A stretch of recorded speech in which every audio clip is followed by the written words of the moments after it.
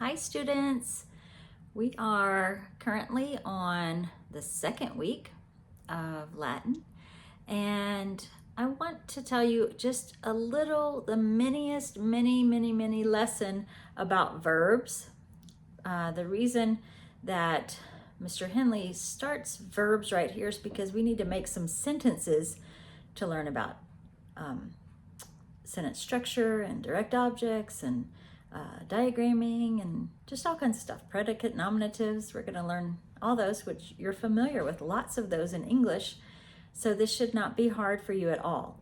But I want to just tell you a little small lesson on verbs so that we can, Mr. Henley just throws in a few verbs here so that we can make sentences. This is not all that you're going to learn about verbs, but it's just a beginning. So he can introduce you slowly. And those of you who have done classical conversations for a long time, you already know most of this. So that's exciting. We just need to see where it fits in here. Okay, let's get started.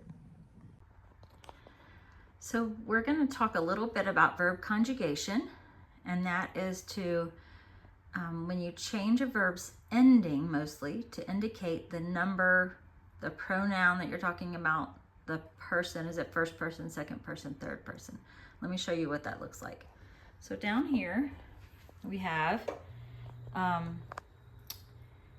things that you should be familiar with if you've done CC. The number, of course, is singular or plural.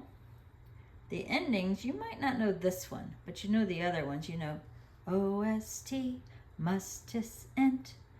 But you're just going to have to add this M into your song. OMST, mustis, ent. OMST, mustis, ent. OMST, mustis, ent. What is it? First conjugation, present tense. I guess that's what it is. I need to learn my song before I sing to CC kids. Sorry, y'all. I'm very limited in my CC. Anyway, okay. The next is the pronouns. So if you see an O or an M, that will be singular, and it means I because it's the first person. If you see an S on the end of a verb, it's going to be singular. It's a second person, it means you. If you see a T on the end, it's still singular. You're talking about one person doing one thing, and it's he, she, or it, and that's our third person. All right, now for the plural, where's my finger? There we go, sorry. If you see MUS on the end of something, that's going to mean plural. It's going to mean we in the first person.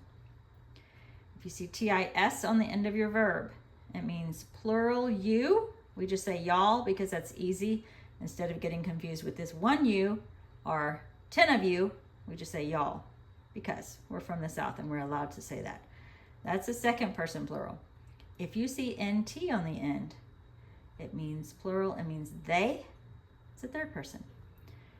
This is something you are already familiar with, so now we're going to put it to use in our Latin.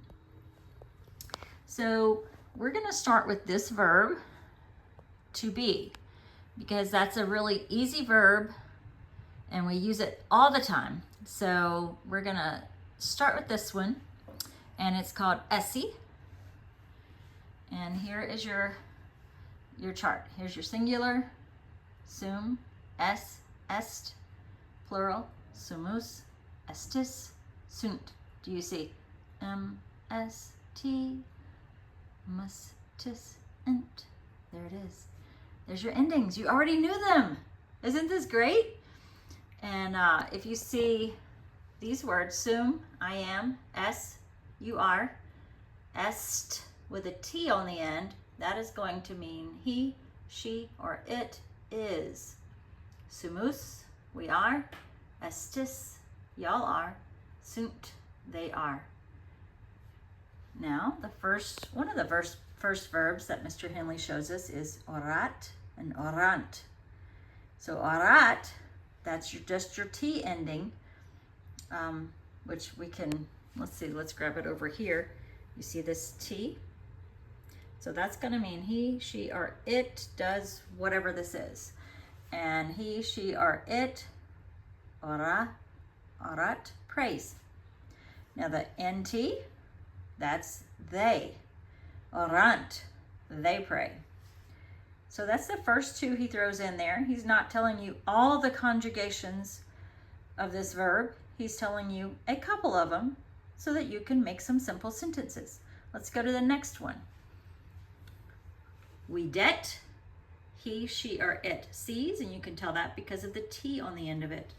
We dent, here we go, the NT. Int is they see. We det, he, she, or it sees. We didn't, they see. All right, and next one he's gonna throw in here is laudat, he, she, or it praises. Laudant, they praise. One other thing that Mr. Henley puts in here, because it fits really well, is this little friend, known. Known means not. And it's just like having a verb and then saying, nope. It's just negating that verb. So if you say, known we det, it means he does not see. Or if you say, known laudant, it would say, it's like saying they praise not. They do not praise. And whenever we translate verbs, we stick some do's and does in there because in our language we like helpers. In Latin, they just skip all that. They will just say, not praise, they not praise. But we like to say they do not praise. And so you can slap your do's and does in those kind of areas.